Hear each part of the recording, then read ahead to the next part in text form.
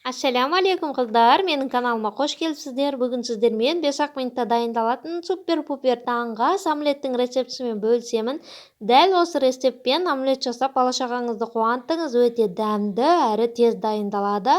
Алдымен ыдысымызға осылай 5 жұмыртқамызды салып аламыз, үстінен 1 шай қасық толтырып тұз саламыз. Және сүтімізді құямыз. Сүтті құйып болған соң, артынан ұнымызды саламыз. Жақсылап араластырып аламыз. Түйіршіктері толық кетуі қажет қыздар. Ұндар түйіршік болып қалмасын. Бізде сұйық масса дайын болады. Жақсылап араластырсаңыздар, осылай барлық түйіршігі кетеді.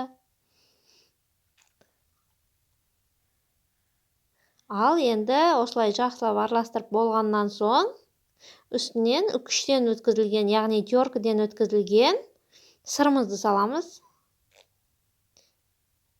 Және қызанағымызды саламыз. Мен асығыс болған соң қыздар, менің қызанағым әрі болып кетті. Сіздерге барынша майдалап тұруға кеңес беремін, өте дәмді болады.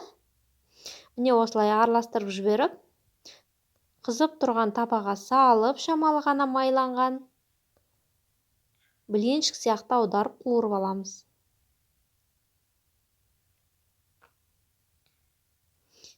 Менің тапамның диаметрі 24 қыздар.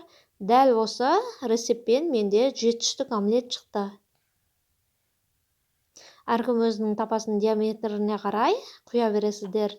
Жарты жұмыш, немесе жарты жұмыштан шамалы көбірек етіп құйып, осылай қызып тұрған тапада орташа отта пісіріп аламыз.